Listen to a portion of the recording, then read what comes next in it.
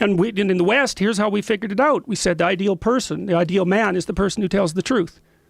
And what that means is that's the best way of climbing up any possible dominance hierarchy in the way that's most stable and most lasting. That's the conclusion of Western culture. So in a sense, psychologically, when you're talking about postmodernists and their rejection of these classic male structures, or what they're doing is realizing that they're not going to compete in the classic as stated male hierarchy, so they're creating their own version of it. Mm-hmm. Sure, that's the creative element. Sure. Well, we asked earlier, what's the motivation of these pathological guys who are out there like bolstering up the feminists?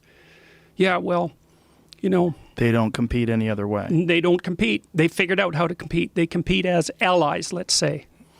Very sneaky. Wow. Yeah. Wow. Sneaky. Yeah. And that's how everybody always describes him too. When I mean, it's almost like I avoid doing it because it just almost feels gross to label them like that. But that is the way you think of male feminists. You think of them as sneaky.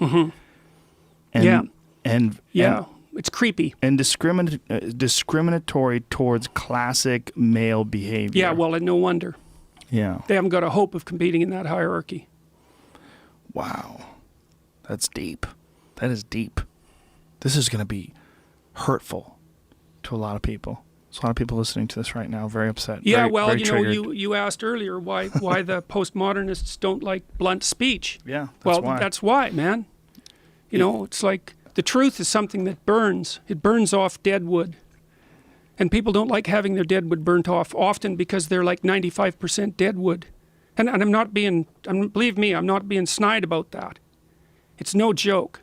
When you start to realize how much of what you've constructed of yourself is based on deception and lies, that is a horrifying realization. And it can easily be 95% of you.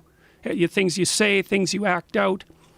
You know, well, you see that in Pinocchio, which I often discuss. You know, Pinocchio, when he gets corrupt as he matures, he first learns to lie, and then he becomes a braying jackass on Pleasure Island.